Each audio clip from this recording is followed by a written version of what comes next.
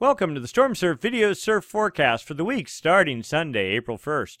Looking at significant wave heights for the North Pacific Ocean, we see seas associated with a tropical system, formerly a typhoon, east of the Philippines, generating 24-foot seas, aimed only at the Philippines, not at our forecast area, and therefore of no interest.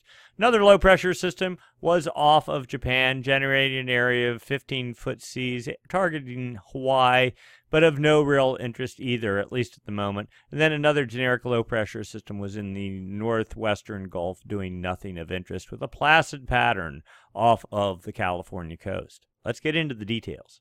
As usual, we'll start this week's tour looking at jet stream level winds. These winds up about 30,000 feet help support the formation of gales. When those gales do form, help direct their track. We're looking for a trough, sort of like this, a dip in the jet.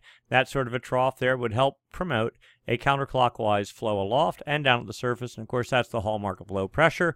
And when low pressure forms, it generates winds. Winds generate seas. Seas, as they radiate away from the fetch area, turn into swell. And swell, when it hits your beach, produces surf. So we see a bit of a trough here on the date line. Really not very impressive at all. But the trough was stronger 3 or 4 days ago, Wednesday, Thursday of last week. And it actually did produce a gale. And that gale did produce 26-foot seas. And those seas did radiate towards Hawaii and hit yesterday, that would be Saturday, and produce swell pushing 6 feet at 14 to 15 seconds from a rather westerly direction. Good solid surf hit select breaks on the north shore of Oahu with good conditions. So a spurt of late season swell, it was there, but it is dissipating, and most of that energy was traveling in this direction, right at Hawaii, but bypassing California, and nothing much is expected into the California coast. So a private swell for Hawaii has happened, but is already on the way down, and this is the remnant energy of that trough. Now we see kind of a split pattern over the mainland here, but it consolidates off Japan. Winds build to 150, almost 60 knots, and still maybe providing just a little bit of support for low pressure development. But then you see the jet kind of split. Some of it spreads off. You don't see it right here, but there is actually wind going across here, pushing into Baja, and the northern branch of the jet's pushing into the Pacific Northwest. Between that, there's sort of this open gap that typically, when you have a split flow with a gap between it like that, promotes high pressure, and that's exactly what's going off the California coast right now. Clear skies, kind of a beautiful warm pattern. Can't ask for anything much better, but really rain would be better in the long term. Anyway, so we'll roll this out. Let's see what happens.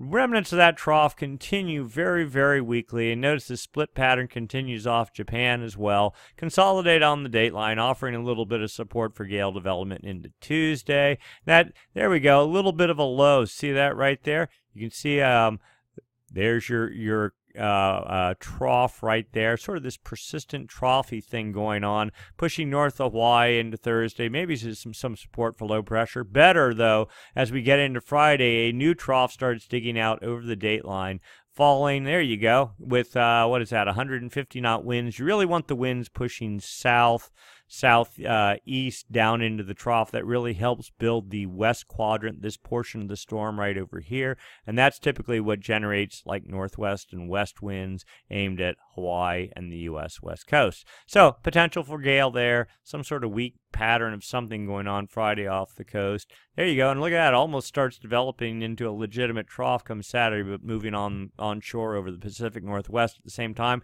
Trough over the date line continues looking fairly solid, a little bit pinched, and we're into Sunday, and look at that. Now we're at, we'll just roll it out there, 170, 180 hours, pretty decent looking jet. Little bit of a split here, but for the most part, consolidated winds in the 140 to 150 knot range for the first time in quite a while. Almost looking like a decent, if it were wintertime jet, but it's not.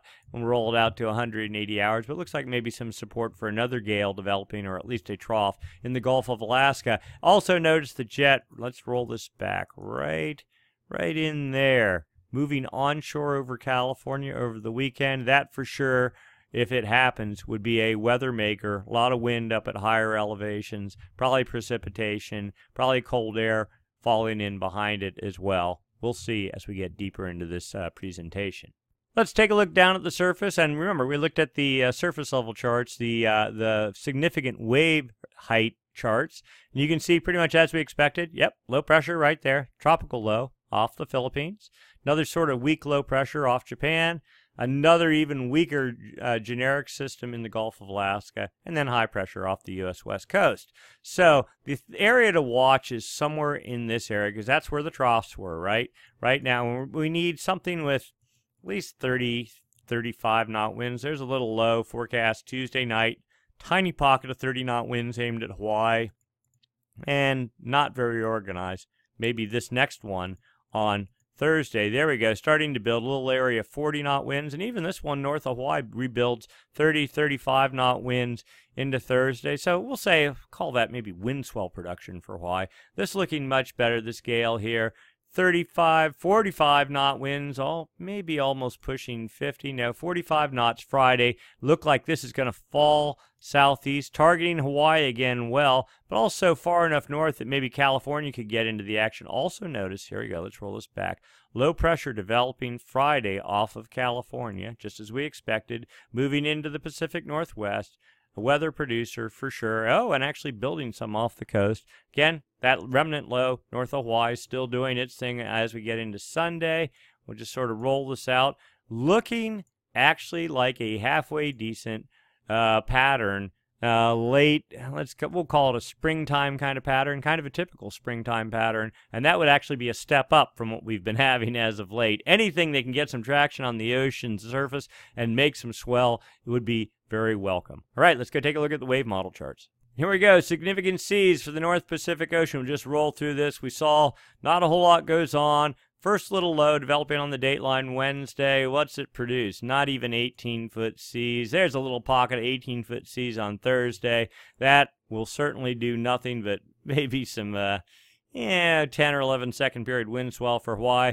This gale off of the Kuril Islands, of more interest on Friday, builds 32-foot seas into midday Friday, continuing over the dateline, sort of falling apart, but still 28-foot seas. That's good enough for some swell, certainly for Hawaii. You can actually see the swell front here pushing towards the island, but also, look at this, pretty broad area, 22, 23-foot seas targeting the U.S. West Coast. Oops, and there we go, we're all done. So maybe some swell to result from that. Let's do a quick inspection off California. Here we go. Remember, we saw weather building for next weekend. Yeah, weather only and maybe 8 or 9 second period wind swell. All the seas are right up against the Oregon coast of no interest. So really, the pattern looks to be centered on the dateline, focusing Hawaii, but perhaps California could get something long-term if all this plays out as forecast. Let's take a quick look at the southern hemi, and we're going back a week. This is Sunday, March 25th. There's a reason we're doing this little low right here in the very southeastern Pacific. 30-foot seas, barely in the California swell window, lifting sort of northeast. Maybe some swell will result this week from that. Now, another stronger system developed after that last Thursday, but it was totally outside the California swell window. Whatever's being generated by this is already hitting Chile now, and of no interest to us in the California area, at least. Then we go into Saturday, 2 days ago. There was another little tiny system here. You can see it developed south of New Zealand, 30, 32, maybe 33-foot seas. Very tiny, though, maybe, but aimed a little bit to the northeast. Maybe a tiny pulse of swell to result for Hawaii and the U.S. West Coast, but probably not very noticeable because of the extremely limited size of the fetch. And then let's do a quick look. Okay, now we are at today, 18Z Sunday, April 1st. No joke there. And rolling forward, just looking for anything. Little gale, forecast off Patagonia. Outside the California swell window, about 118 is the cutoff there, unless it's aimed back that way, and it is not. And just sort of generally looking for anything that might offer some hope for swell production, and not seeing it at all. So for now, the northern hemisphere takes over, or continues to be the main focus. A little bit of energy coming out of the southern hemi midweek, mainly for Southern California, and that's about it. Quick look at winds, looking for wind swell for either Hawaii or the U.S. West Coast. Yeah, Sunday, there are some north winds, 20-knot winds off of Northern California, making wind swell pushing into, the San Francisco area, maybe 3 feet at 8 seconds, something like that, thigh-high surf, something like that.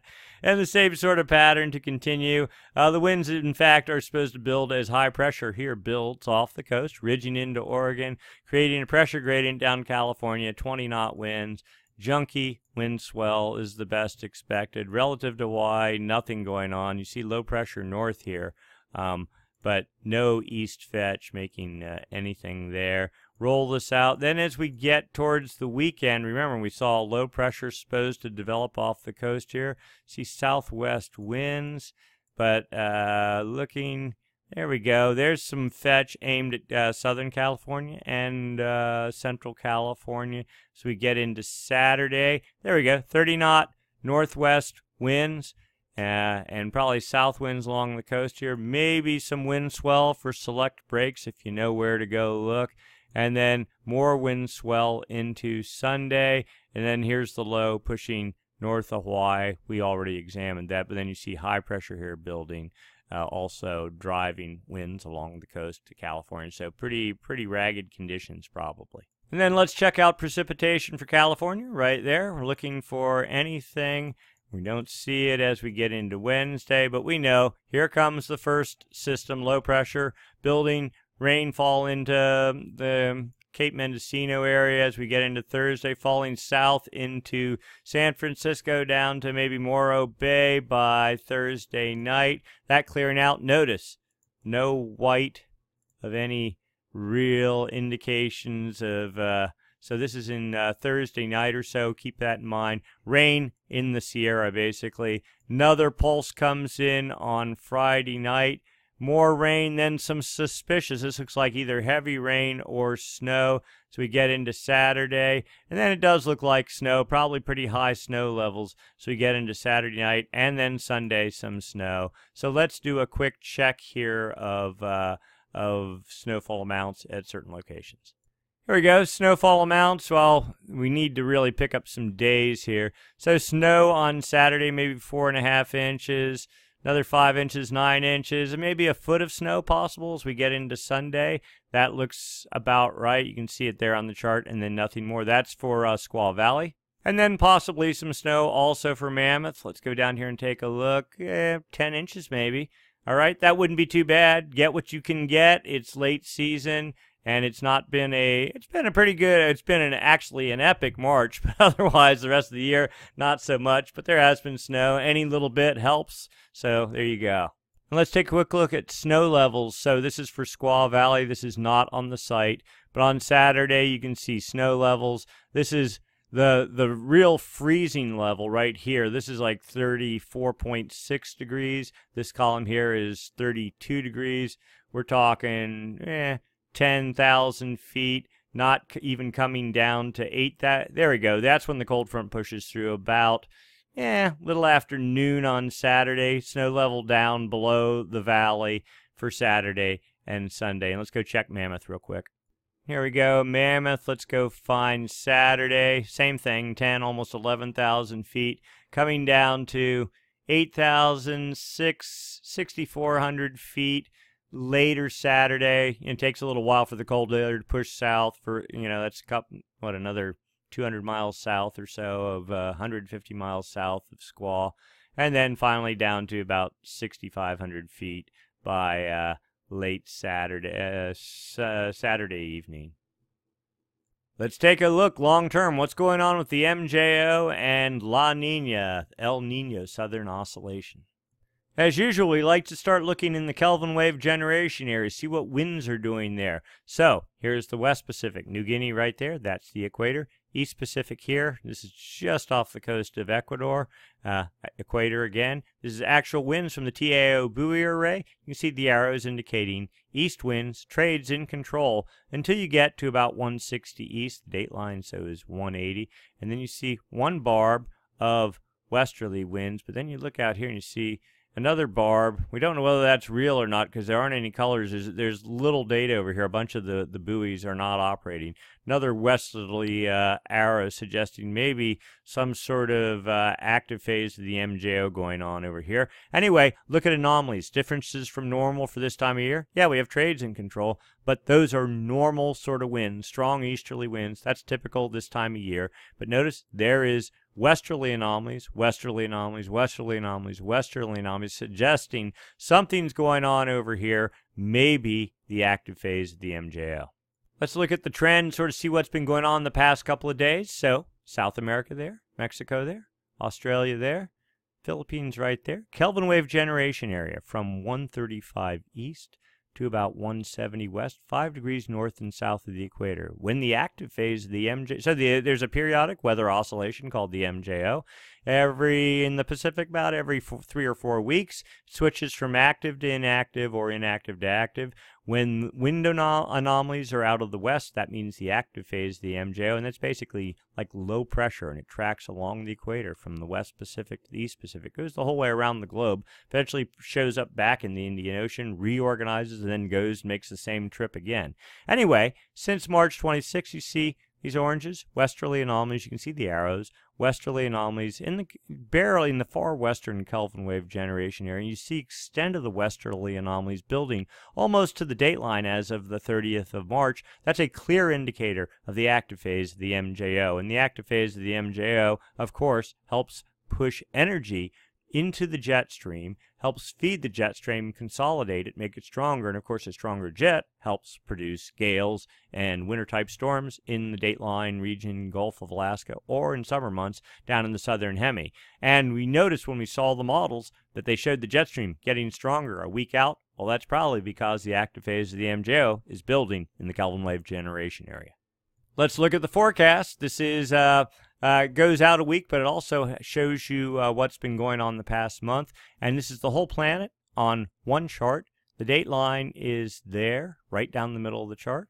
And this is only the east-west component of the wind. So if you see blues, that means easterly anomalies. If you see reds, that means westerly anomalies, and fairly strong. And there's this line just a little bit west of the date line. You can see it. It's gone right down the chart. All the westerly anomalies have been confined there, easterly anomalies there. So westerly anomalies have been going on for a bit, but not very broad in coverage for almost the whole month of March. And here's where the forecast begins now. Same deal hangs on for the next couple of days, and then the westerly anomalies die and easterly anomalies take over. That means whatever active phase of the MJO is going on is going to last for a couple more days, and then it dissipates. That's not good news. So let's look at some more forecast data. You know, some of the models handle all this differently, so it depends which model and sort of you got to put the pieces together to figure out what's really going to happen. So today's outgoing long wave radiation. That means sunlight reflectivity off the ocean surface. When you see blues, that means negative anomalies. That means cloud cover. That means low pressure. Means the active phase of the MJO. Reds mean the exact opposite. A lot of sunlight reflectivity off the ocean surface, inactive phase of the MJO. So the active phase of the MJO is in the Kelvin wave generation area. There's the date line right there. There's New Guinea, and of course South America. Kelvin wave generation area. Draw a box right around in here.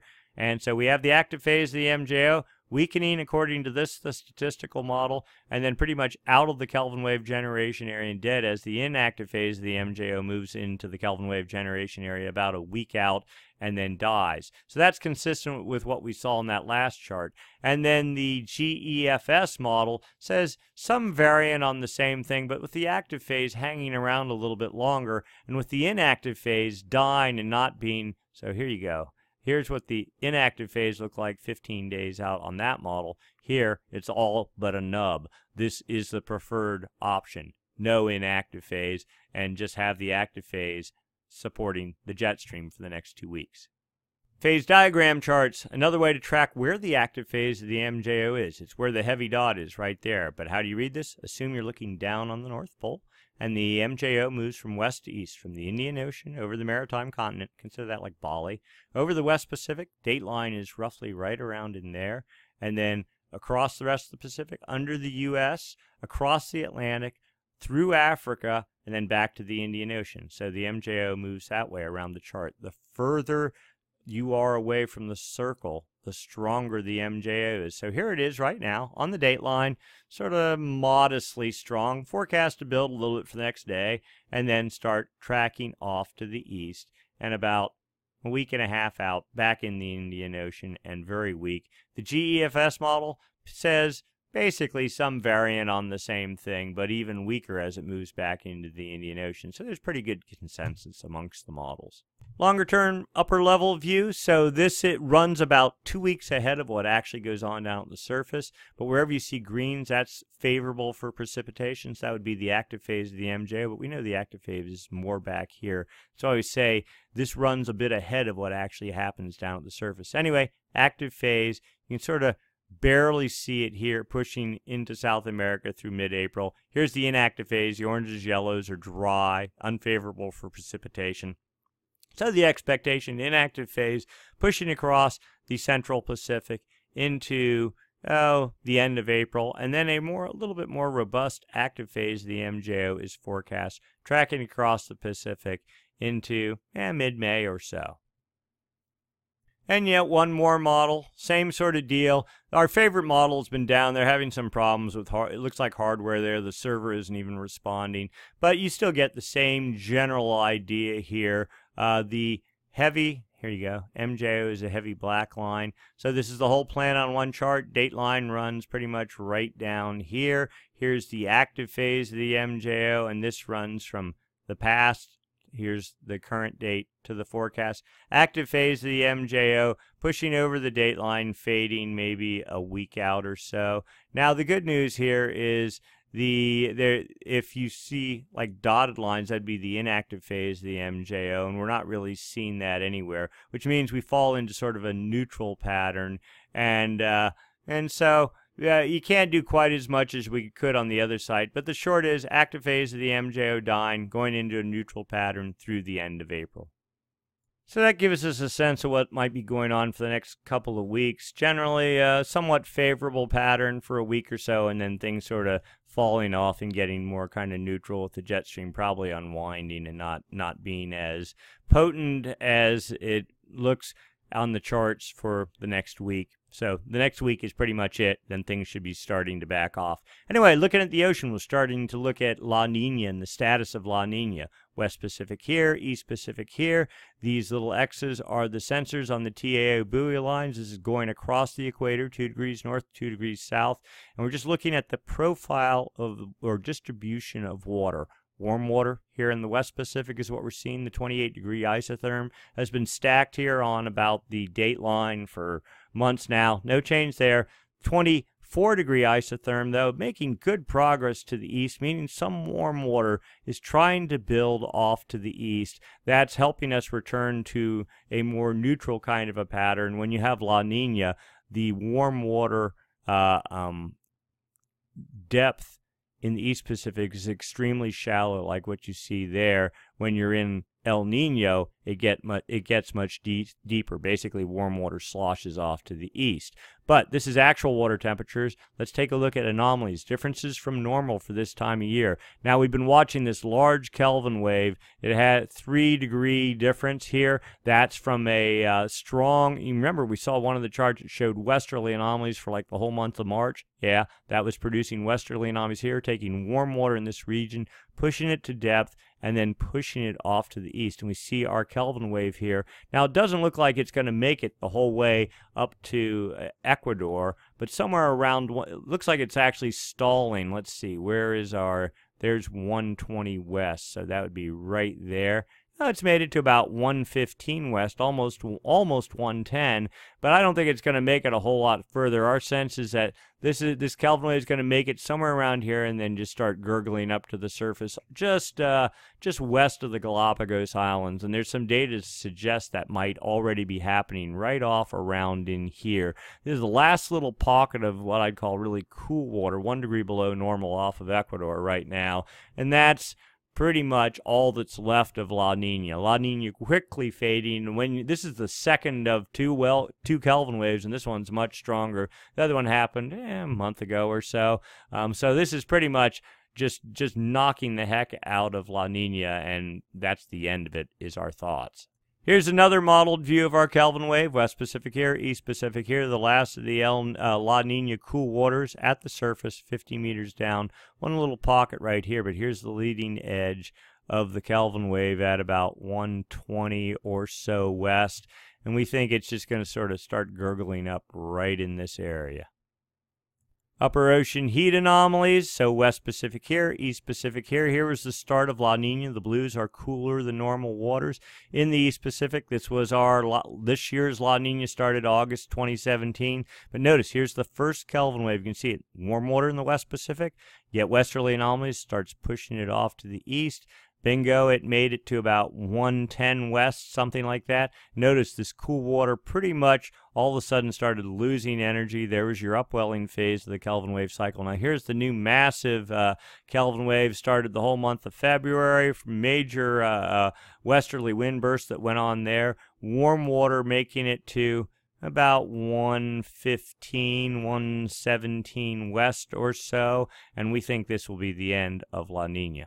And then finally, sea level anomalies. So this is JSON 2 or JSON 3 data. Strip out all the waves, strip out all the wind swell, strip out the tides. It shows you a little bump on the ocean, actually a very broad bump on the ocean surface of 5 to 10 centimeter anomalies. It's just on the equator here. That's all we care about 5 degrees north and south. Kelvin wave generation area is, of course, from like, draw a box right in here. This is where you get your westerly anomalies. And then if you were to get a Kelvin wave from enough westerly anomalies, it starts moving the whole way under the equator, down 150 meters, whole way, and then starts gurgling up. Here's the Galapagos, here's South America, somewhere in this region typically. So when you have a bump here, that suggests warm water at depth, and all that's doing is, warm water expands, so it'll create a bump on the surface. A little bit of cool water here, -5 and 10 centimeter anomalies near the Galapagos, suggesting the last of the cool water at depth associated with La Nina,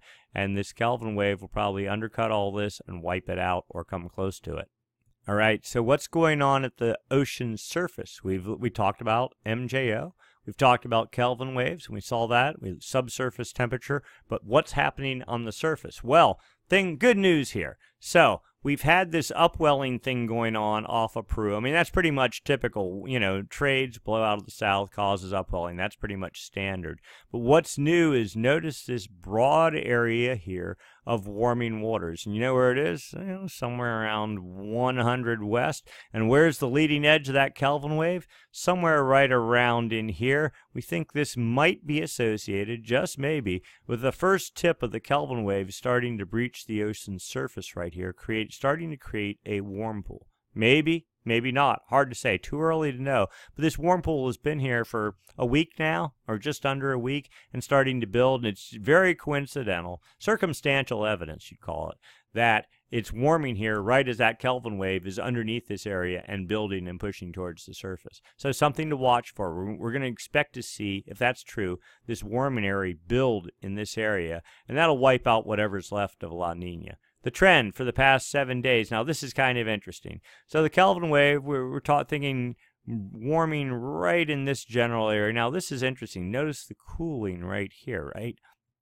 Also notice cooling right here along the coast. This is the trend. So the idea is whatever cooling was happening along Peru is fading out now, and it's getting picked up by the trades and building right along the Galapagos, but we don't think it's going to make it much off. Now remember, trades are blowing here too, right? So typically if you had cooling here, it'd push it off this direction. But if you have a Kelvin wave erupting right here, that's going to be inconsequential and nothing. And you can see temperatures are warming dramatically in this area right here off west of the Galapagos.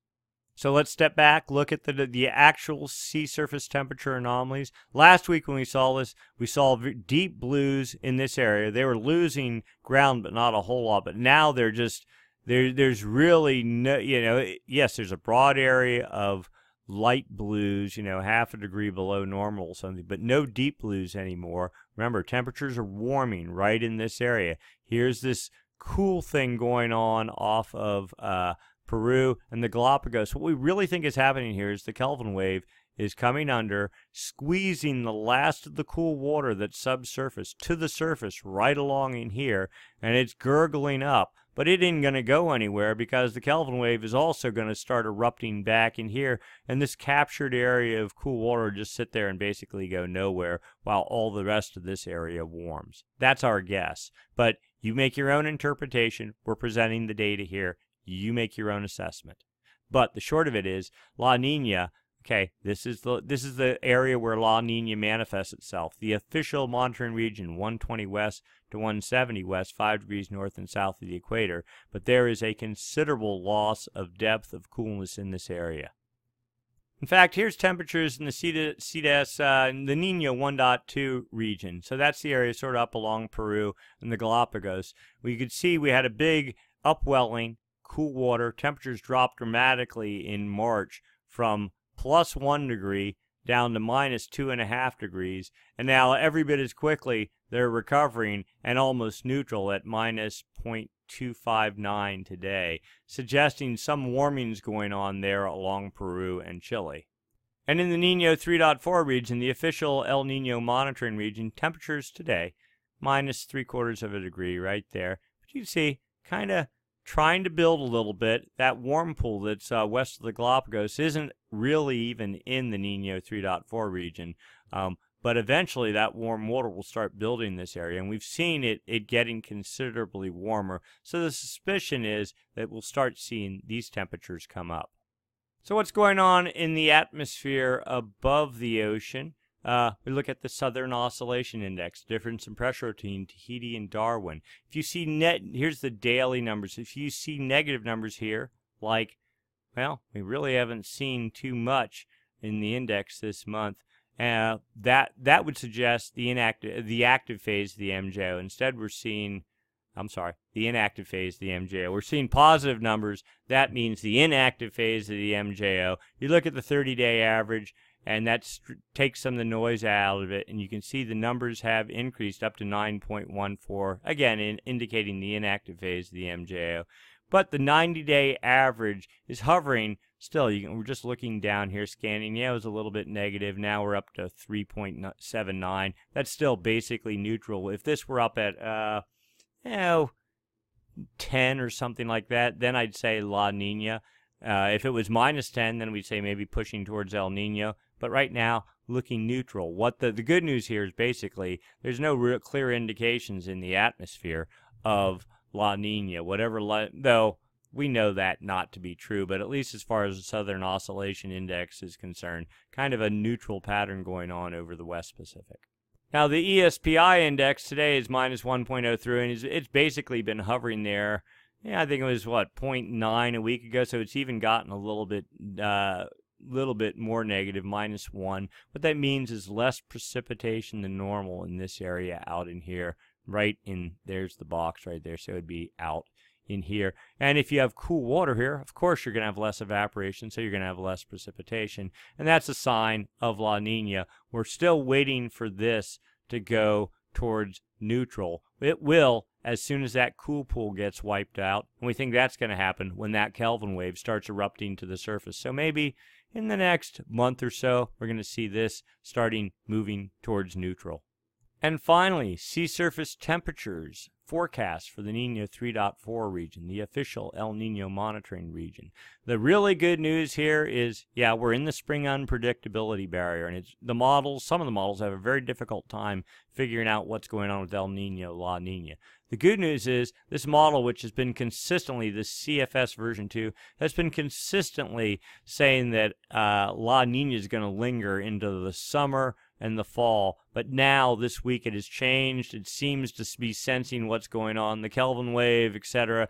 All the pieces that we've been talking about are in play, and now the model's picking up on it. So where are we? We're right here today. The last real good piece of data was somewhere back in here in mid-March, let's say. But the forecast now is saying we'll be at almost dead neutral as we get late May into June, and then we're going to hover at neutral into about September, And then maybe anomalies, sea surface temperature anomalies will start heading just a little bit warmer, maybe 0.35 of a degree.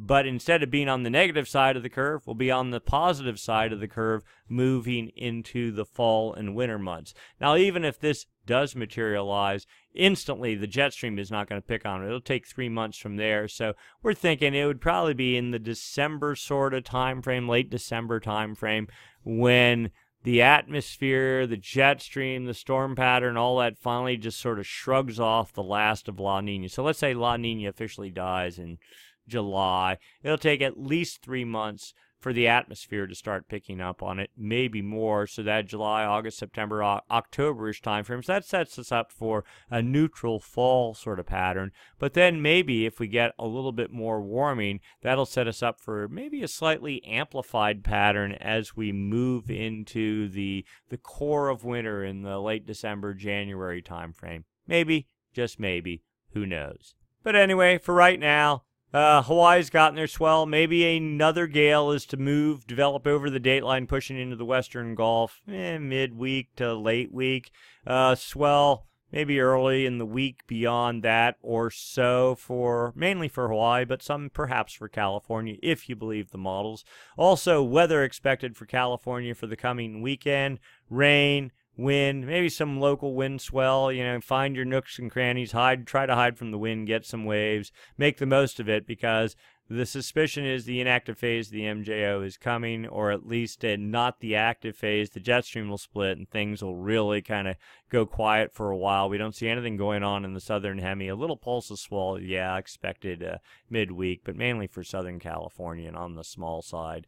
The good news is Kelvin wave in flight, getting ready to erupt to the surface somewhere in the East Pacific. Probably going to be the death knell for La Nina. That is good. Get rid of it. We're tired of paying the price. We want at least a neutral pattern, and as of right now, it's looking like as we get into fall, that's where we'll be. So maybe things will sort of get back in a normal groove as we get into mid to late fall. So that's it for this week. We'll do it again next week, same time, same channel. Thanks for watching.